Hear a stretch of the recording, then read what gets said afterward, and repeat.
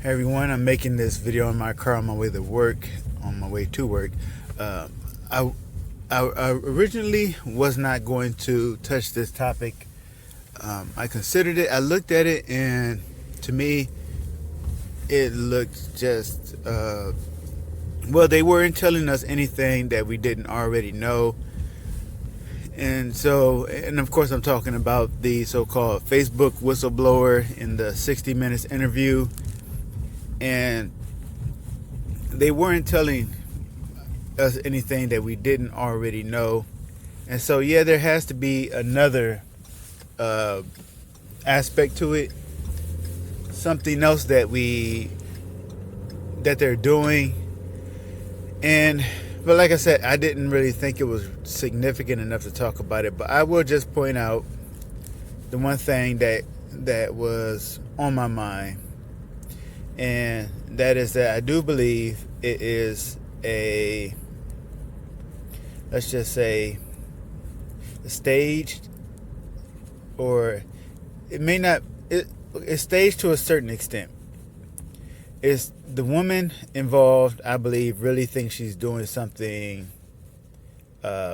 huge, but you have 60 minutes involved. You know, any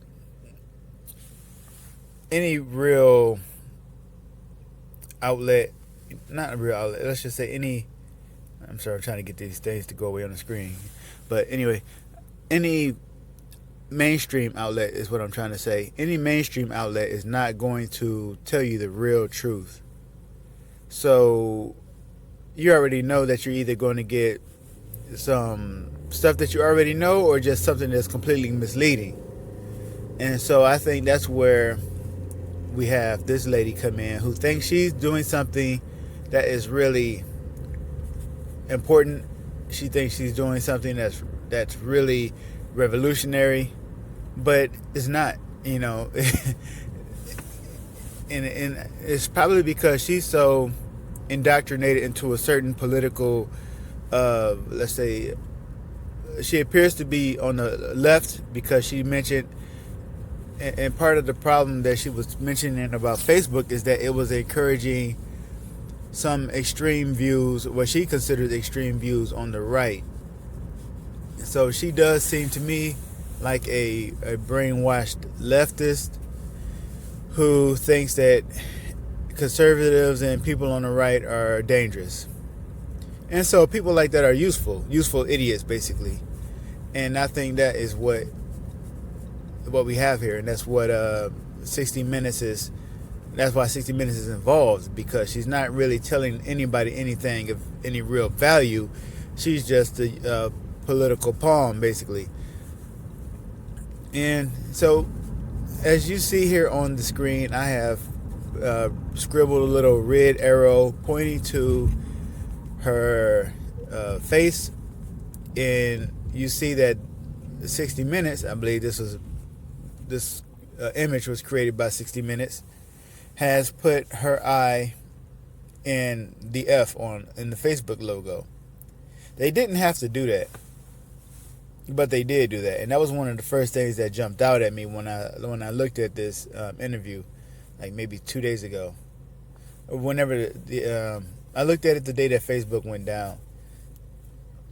And so that right there was telling me, when I see them use symbols like that, that tells me this is some kind of operation, right? There's the mystery of iniquity right there, or Mystery Babylon at work.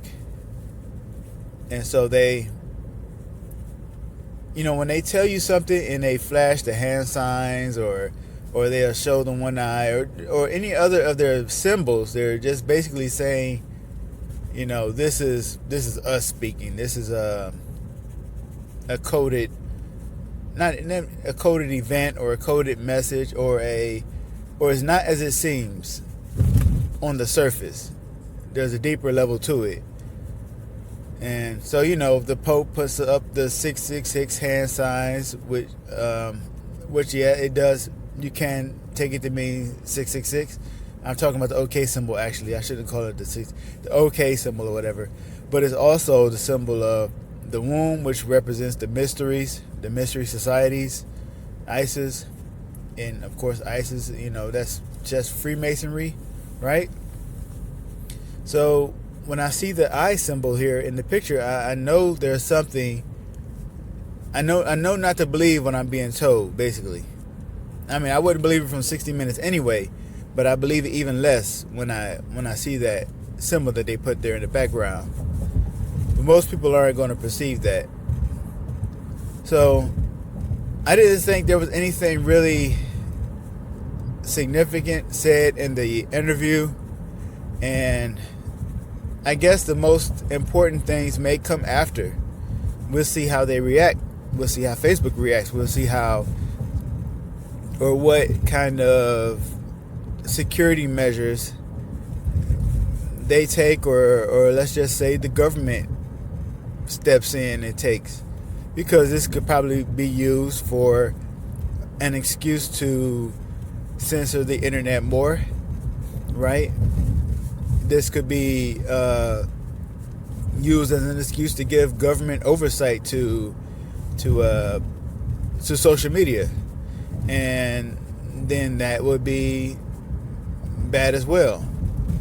So anyway, that's all I really wanted to say. So thank you all for watching and listening, and may our Lord Jesus Christ bless you.